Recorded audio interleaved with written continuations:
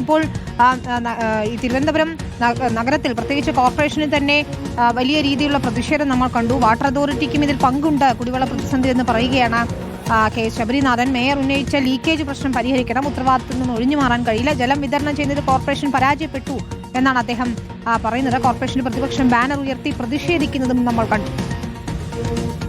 നെയ്യാർ എനിക്ക് കഴിഞ്ഞതിന് മുമ്പത്തെ മന്ത്രിസഭയുടെ സമയത്ത് വലിയ പ്രോജക്റ്റ് നെയ്യാർ ഡാമിൽ നിന്ന് സിറ്റിയിലേക്ക് കാട്ടാക്കട വഴി അരുവിക്കരുന്ന് വലിയ പൈപ്പ് വരുന്ന പോലെ പുതിയ പൈപ്പ് വരുന്ന ഒരു പ്രോജക്ട് പ്രപ്പോസലൊക്കെ ഉണ്ടായിരുന്നു. അത് പിന്നെ എങ്ങോട്ട് പോയെന്നുള്ളത് അറിയില്ല. പക്ഷേ ഒരു സൊല്യൂഷൻ നമുക്ക് വേണം. കാരണം ഇതൊരു വളരുന്ന നഗരമാണ്. നമ്മൾ കൂടുതൽ ആളുകളെ നഗരത്തിൽ വിളിച്ചുകൊണ്ടിരിക്കുകയാണ്. അടിസ്ഥാനമായിട്ടുള്ള കുടിവെള്ളം നൽകുക എന്നുള്ള ഒരു വലിയ ആവശ്യമാണ്. അതെന്തായാലും വരുന്ന പുതിയൊരു സർക്കാർ തീർച്ചയായിട്ടും നമ്മളിത് ചെയ്യും. പക്ഷേ ഇവിടുത്തെ വിഷയം കോർപ്പറേഷൻ ഈ വിഷയത്തിനകത്ത് എടുത്തിരിക്കുന്ന നിലപാടുകൾ പൂർണ്ണ പരാജയമാണ്. 4 മാസമായി കോർപ്പറേഷൻ ഭരിച്ചിട്ട് അവരുടെ കുടിവെള്ള സപ്ലൈ തകർന്നിരിക്കുകയാണ്.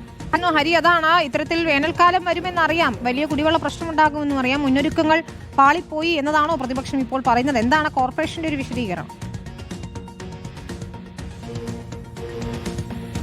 വിനിത, ഏറെക്കാലത്തിന് ശേഷം അല്ലെങ്കിൽ ആദ്യമായി തിരുവനന്തപുരം കോർപ്പറേഷൻ BJP പിടിച്ചെടുത്തിട്ട് BJP ഭരണസമിതിയെ ഏറ്റവും അധികം പ്രതിസന്ധിയിലാക്കിയിരിക്കുന്നത് ഈ കുടിവെള്ള പ്രശ്നം തന്നെയാണ്.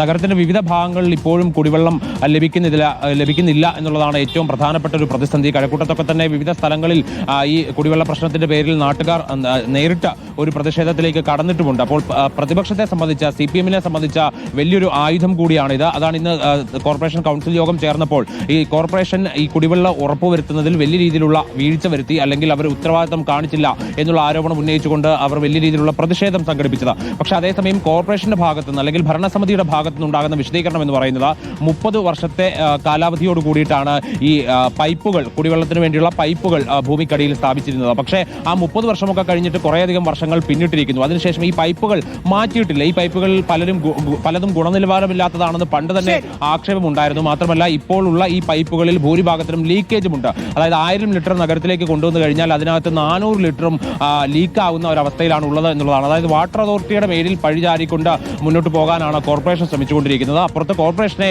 പഴിചാരിക്കൊണ്ട് CPM രംഗത്ത് വന്നിട്ടുണ്ട്.